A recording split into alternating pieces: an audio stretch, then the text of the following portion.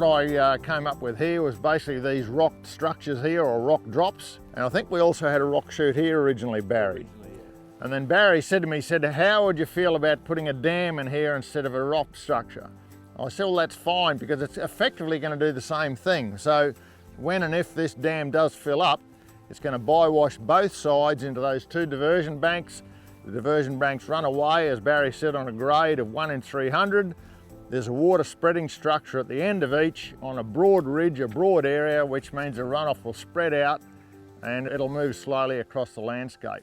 So the design has been changed, but the change has been quite acceptable. I really welcome landholders doing that, coming up with a few different ideas, because there's no one solution, there's no one answer, I should say, to any erosion problem.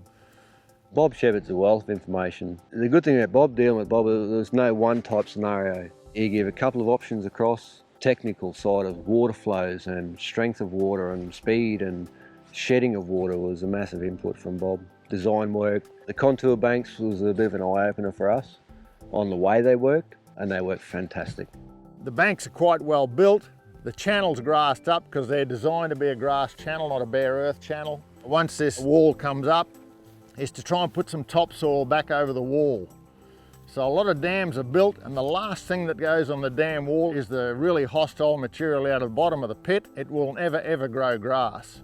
So if you're doing earthworks like building a dam, stockpile some topsoil to the side to start with, build the dam, put the topsoil back over, the bank will grass itself up.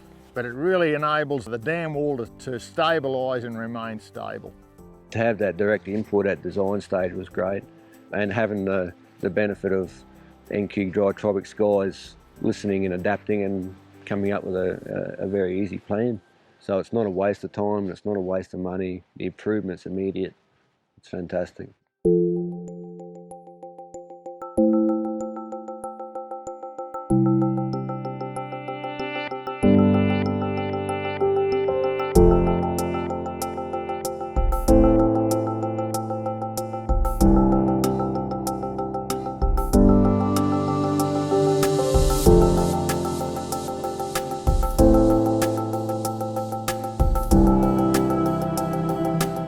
Because we've had such big rain events here, the water just sheds, and the speed of it just guts everything. What we did, put a contour bank, it's about 150 metre horseshoe ring around it, and it's on the contour, which is the 1 in 300 fall. So it only moves very, very slowly out to a shedding point at each side, and it's taken the load off, the pressure off the gully itself, and shed it out on the flat country both sides of it. To reshape it, to try and flatten it out so much, we pulled the topsoil back as far as we could, reshaped it, and then tried to lay whatever topsoil we had back into it and then reseed. I'm pleasantly surprised at the response that's been gained in there from a very modest amount of topsoil. So it just shows you that topsoil is gold. So you don't need a lot of topsoil to get a response, and I mean that's a great response in there. There's a lot of technical, very smart people, and such a resource to come from the NQ Dry Tropics to us. Otherwise we wouldn't know. We'd be just fongling around in the dark and doing what we do to see if it works.